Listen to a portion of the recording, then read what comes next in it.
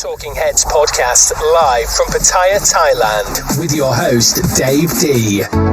And welcome to Pattaya, welcome down here in Thailand. What a day it is. It's nice and hot outside, and in the studio we have the man himself. Alex, how you doing? How are you, sir? All good. How are you? I'm okay. It's nice to see you down here. Likewise. Yeah, it was good to be here, you know. Good to see a beautiful setup. Thank you very much. How long does it take you to get from Bangkok today? Roughly 1 hour, 55 minutes, somewhere there. And your missus beat you and she walked. She sure did. She sure did. She was faster than me. talking about transport and talking about how fast it is, of course, we've got the high-speed train coming soon, and you know about these things, yeah? Yes, sir. Do fill me in about this train. I'm very intrigued. So basically, we're talking about there's actually what's interesting because, you know, you have the high-speed train coming up. That's the ones that's going to link Bangkok to Nakhon Ratchasima. That, I mean, not sure when they will finish the whole project, but I tell you what, the commuting time is going to be pretty quick. I would imagine the commuting time from Bangkok to here would be, 45 minutes? Roughly, totally. Yeah. 250 kilometres an hour. And the price, what we spoke about before off air is, I think the thing that's going to kill it, and I think I spoke with Leo when Leo was in the studio, and that is the price. Yeah. I mean, you know, if it's costing you 500 baht each way, that's 1,000 baht a day, 5,000 a week, that's 20,000 a month. Yeah. I mean, you know, does the average person accept that, do you think? That's a tough one because, you know, you think about it. Let's say you're an expat, you're living in Pattaya, and you work, you know, you get on the train every day, 5 days a week, and you end up getting off at Makasan station, and then you go to, you know, let's say your office is in Asok, or your office is in Prompong, where we are, or you go to Saturn, you know, you get you connect to the BTS, or you connect to the MRT. So I think in this case, I mean, I wouldn't be surprised if there's people going to do that anyways, because... Where would it land in sort of, I mean, where would it come into the station in Bangkok? Makasan. Okay, and how far is that in, say, for example, where you are, your offices, how far is that from you? Basically, what's interesting, you get on at Pebbury MRT, one station to Asok, and then you go on the BTS, it's one station to Prompong. Oh, okay, so not too far away. No, it's actually very quick. So roughly you could be sort of like on the train for 45 minutes, get off the train, get onto a BTS, and be in your office for about an hour?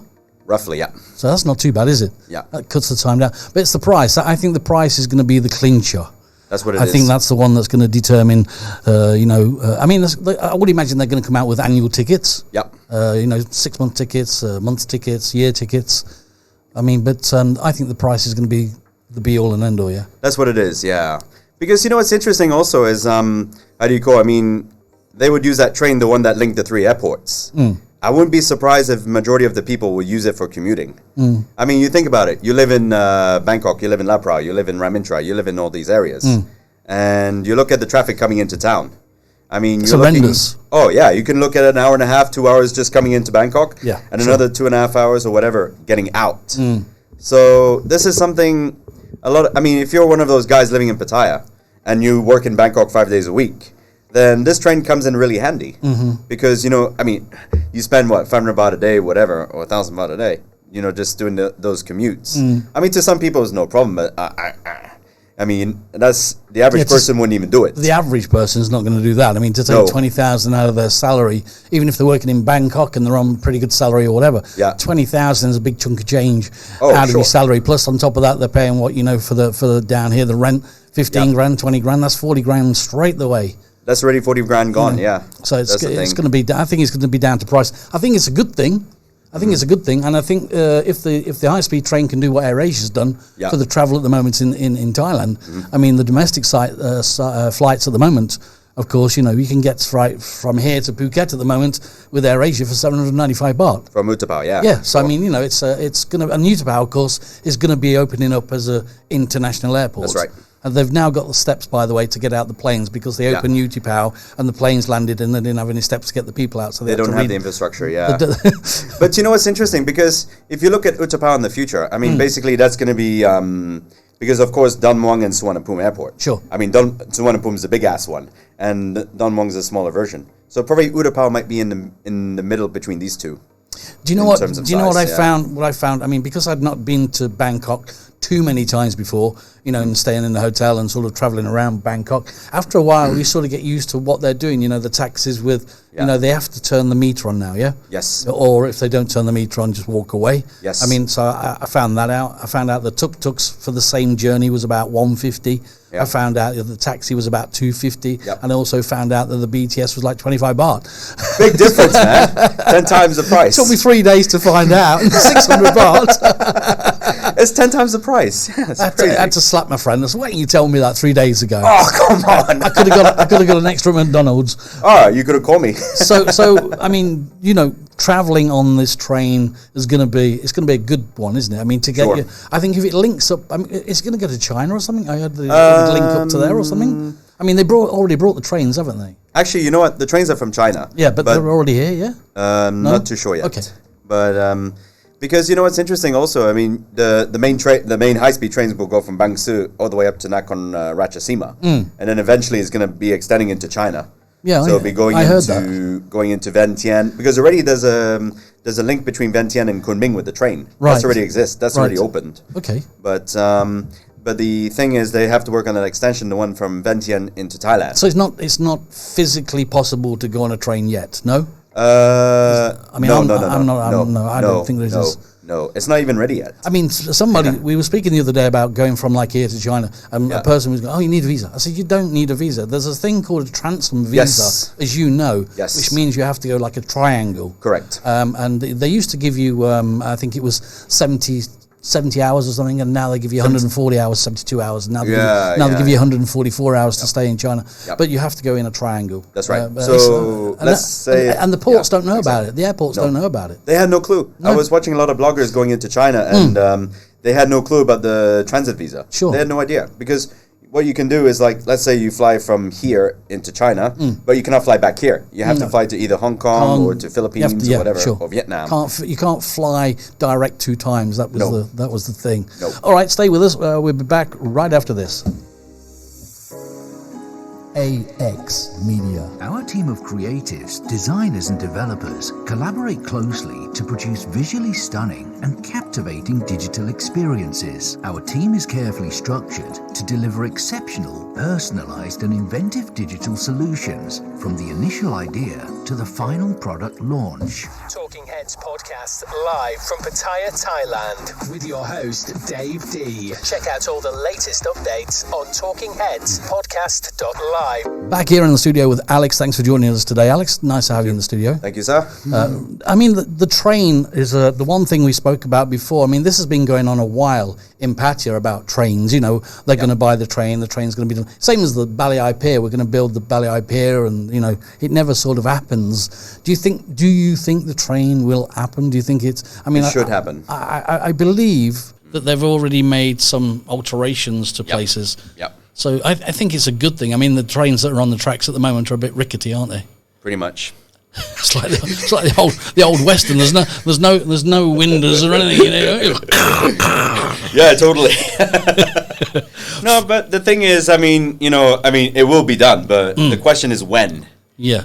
But of course, the high-speed train to Nakhon Ratchasima, that's already done. I mean, that's already work in progress. Place. Okay. That's work in progress already for quite some time. Mm-hmm. But I think it should be open roughly, I would say 2 years from now. Right. I'm not gonna. I mean, that's estimated. But if you look at the Pattaya one, the one between Pattaya, Bangkok, and Don Mueang, I mean, they've been talking about this for the last 5-6 years or so. Right. So, I mean, when are they going to execute? You know, who's going what or who's doing what? You know, that's a thing they have to discuss between each other. Because actually, that's going to be very handy. Because let's say if I'm going to fly from Utapao, but I'm living in the middle of Saturn. Yeah. That's actually perfect. Right. So I can take that. That's where the train comes in. You get off at Utapao and you fly from Utapao. Because what's interesting about Utapao also is before you had like the Qatar Airways and all that. And I remember I remember checking the prices of a business class ticket from Utapao to Doha and then to Europe. It was actually cheaper than flying from Suvarnabhumi. Wow. Oh, surprisingly interesting. I mean, the price, we spoke on other shows with Dave and Leo, we stepped over these things, you know, sort of like glanced over them, should I say. The prices of tickets now to get to Thailand is horrendous. Sure. I mean, that's got to change, hasn't it, surely? I mean, do you think it was taking advantage of you know, fuel prices? Or you know what's interesting? It's the season actually, because if you buy the tickets now from Europe to here, because it's a summer you know, people on holiday, so of course the ticket's going to be higher. But I think between September and maybe let's say November, I think the ticket prices might be slightly cheaper because the thing with the how do you call it? The ticket prices? It's also based on the season itself. Sure. So let's say you fly from the UK to Thailand right now. Of course, like you said, the ticket prices are pretty high. £1,300. Oh yeah, sure. And that's economy ticket. I mean, my daughter's just got one from Norway, and she booked it like a month ago, and that's worked out at about £700. Oh, not bad. So she's done pretty well on that one. She says that. I mean, I think if people are not too fussy when they're flying, I want to fly on Saturday. If they're not like that, and they can have either way, I think there's some good bargains around. Sure. All right. Okay. Now, talking of something that you are very pleased and proud of course, is flights. Aeroplanes. I mean, you're talking. I've seen that you've posted a few on Bangkok One and that about the new plane that came out. What was that one? It was the Thai Airways one. Was it the A3 or something 7? You mean in regards to yesterday's article? Yes. Oh, that was they were talking about the Thai Airways getting out of protection bankruptcy. Okay. Yeah. So basically, they are going to be ordering a lot of planes in the coming months. But they did sort of say we're bankrupt. They did, but now they have protection, all these things. All right, so somebody up in the high loft has brought out the money for them to carry on. More or less. Because I mean, it's a bit sort of like if you're in Thailand and you got Thai Airways, it's a bit to lose face on putting your flights and your planes in the hangars and not using them is going to be For a bit. sure. So I would imagine they're going to do their best to get everything going again. Thai Airways, good airline though, no? They are, yeah. But you know what? The thing with because they're getting a couple of more A350s coming into their fleet. The one article I posted yesterday, they were talking about a new one coming in, and that plane is currently in Malta, going to be painted in Malta, because the leasing company is based out of Malta, I think. Because the reason a lot of these airline leasing companies are based in Malta is due to the tax. Right. And but Thai Airways, I mean, 2 months ago, they were talking about maybe ordering 30 more planes, like maybe from both for international flights. Yeah. Was it before? I mean, am I wrong in saying this? Is that just now domestic flights? Don Mueang Airport. Yes. Oh, that's low cost. That's like AirAsia. Just AirAsia and Is Nok Airlines still going? Yeah. I used to like that. That was the duck face, wasn't it? Yeah, that's right. But I mean, we travelled. I mean, me and my wife, we travelled from Dong Mueang once up to Pisararo, and back for 500 baht each. Wow, sweet so deal. it was 1,000 baht just to fly up there and back. I mean, it was crazy, and it's a 35-minute flight. That's amazing. It's nuts. That's amazing. And 5 hours in the car. I went, where are we going? She says, to the village. I says, okay, how long is it to drive? 5.5 hours. How long is it in a plane? 35 minutes. Okay, book them tickets. That's amazing. And it was cheaper. And it was cheaper than putting the fuel in the car. For sure. It's a bit of a pain to get to the other airport because it's how long is it? Another 40 minutes or something from Savannah? Depends on the traffic. Depends on the traffic, yeah. I mean, it depends what time of the day you go through, because let's say you go through in the morning, you go early morning. I mean, it could probably take you an hour and a half from Suvarnabhumi to Don Mueang, or unless you find you find another way to get there. Right. So yeah, it's really a hit and miss. Do you think? Here's a question for you. Do you think that it would be good that Thailand dropped the visas for everybody? I would think so. Do you think that would increase tourism? For sure. Yeah. You know, because it's going back to that, because I remember you were talking the other day in regards to the 30-day visa. Yeah, sure. And the 45-day visa. Sure. I thought personally was a big mistake to drop to 30 days? Put back to the 30 days from the 45. Big mistake. They put it up to 45 days and everybody went, great, fantastic, and then they could extend it by another 30 days and they were happy. Yeah. And then suddenly they go, no, about 30 days, 15. It's a big mistake. I mean, people don't know where they are though, Alex. People get confused. Of course. It was before in COVID, you had to jump through 15 hoops, pay 150 grand and you could come. Yes. And then the week after that, everybody's paid it, and 2 weeks after that, they cancelled everything. And I mean, it's nuts. It is nuts. It is. They've got to make it. Number one is Thailand's a fantastic place. It's a beautiful place. Correct. There's lots to do here. I mean, look at Pattaya. I mean, it's got everything under the sun that you could possibly want. That's right. But I mean, Thailand's a fantastic place, and the tourism is going to suffer. I mean, because they are saying to the Chinese, they're saying to the Indians, and saying to the Russians, come over. You don't need a visa. That's what they're saying. Come in. But the others, you need a visa, which I think's wrong. And if you want to say what you compare that to, I compare it to dual pricing. Yes. And I think that's wrong. Of course. You know, so I mean, my personal opinion is I would like to see no visas. Yes, I agree with you. No, because the problem is, we know with the 45-day, I mean, they're getting more revenue. I mean, I thought, I mean, what in their right minds decide to drop the 45-day and put back to 30 days? It makes no sense because, you know, the thing is, you got some countries, you got like Europe or you got like Malaysia, they're doing 90 days. I don't understand why Thailand doesn't do a 90-day also, because this actually generates revenue to the economy. Sure. And majority of the cash that goes into the Thai economy is from the tourist. And it would make things, you know, if people were coming in, let's say, if you're doing the visa for 30 days and you pay whatever you pay for 30 days if you had to, yeah. Even if they made it for 90 days and a one-off payment, it would make everybody's job a lot easier. Oh, Now, for cut sure. it down by a third. Because you imagine 30 days, then this, then this, then this, and they're collecting each time. I understand that. But if they said it is 90 days and this is the fee and did it one time, it would cut everything down. For sure. I mean, the paperwork is horrendous. You know it is. Yeah. You know, you need a tower before you can move in. You know, it's crazy though. And then they need 55 million copies of each.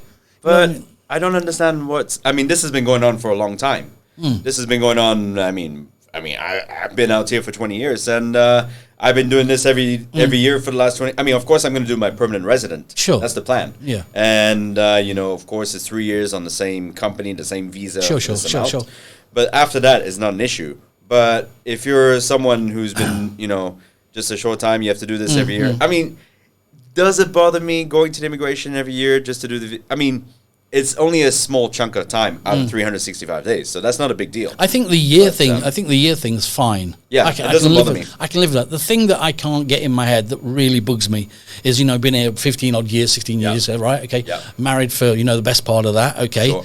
But I still have to go every 90 days to say I'm here, and you have to show your address. And it's crazy. You know, you're married to a Thai. You live at your house. They know everything about you and where you are, but you still have to go, I'm here, which makes complete and utter. It doesn't make any sense to me. No, it doesn't.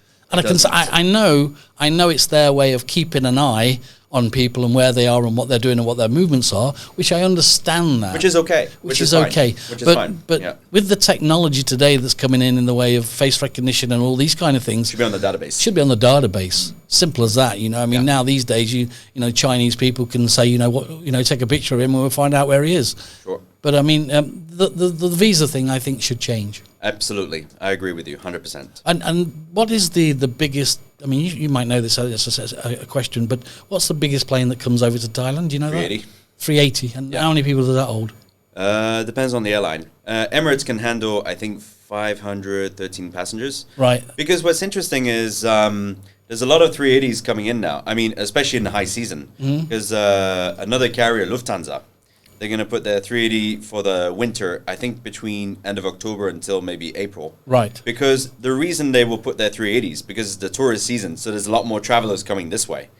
So in this case, because Lufthansa is flying out of Munich, and the thing with their 380s, I think they carry about 400 plus passengers. Right. And you look at the 350, they have 200, maybe 280 people.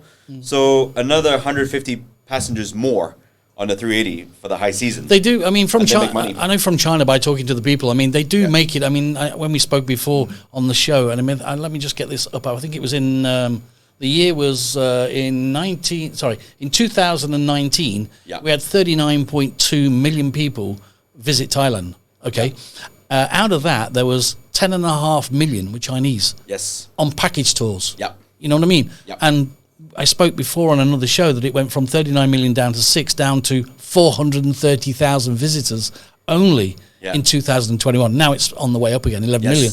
But what they do in China is they do the package tours. They do. I mean, is that a good thing for people around the world to do? To say, you know, you can go to Thailand, you can stay in a hotel, your food's included, all-inclusive price? Or do you think for the people that know about Thailand, it's better just to get on the flight and come here?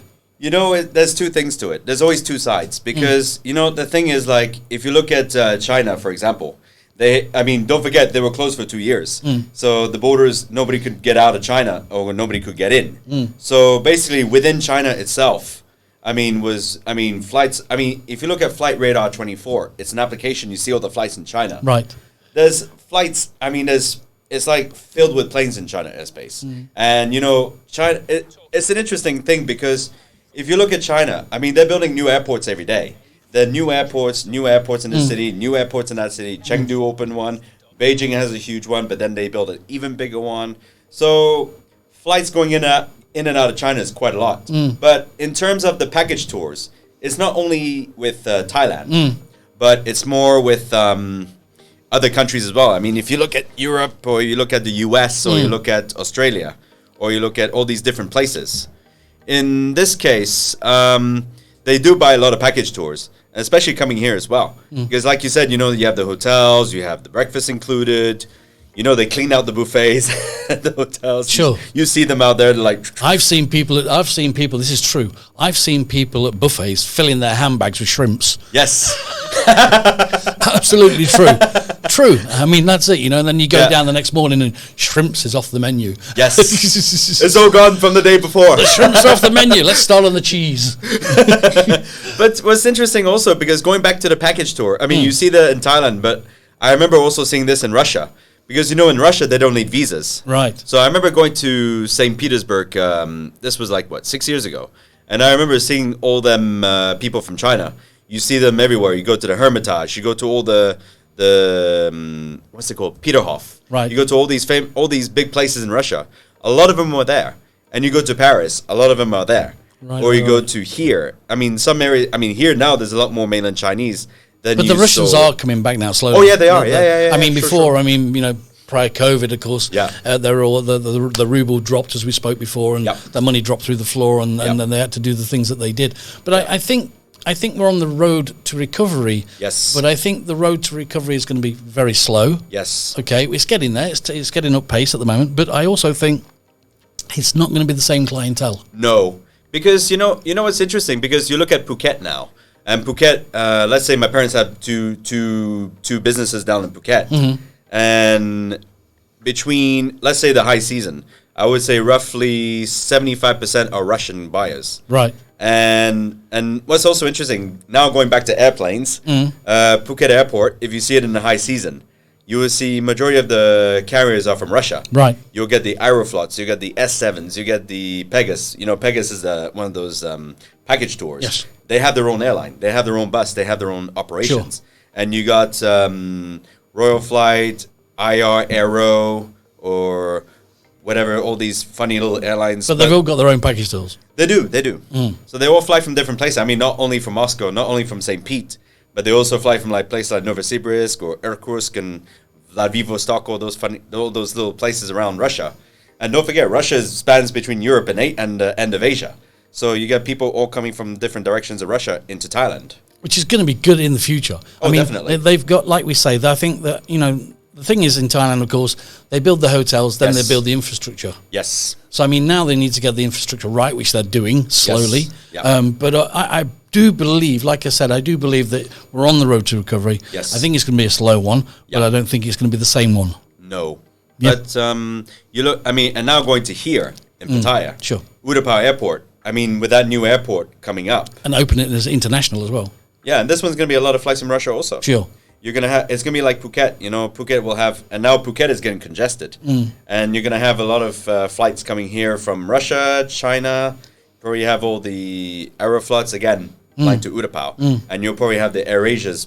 I think they might put some operations out from Utapao as well.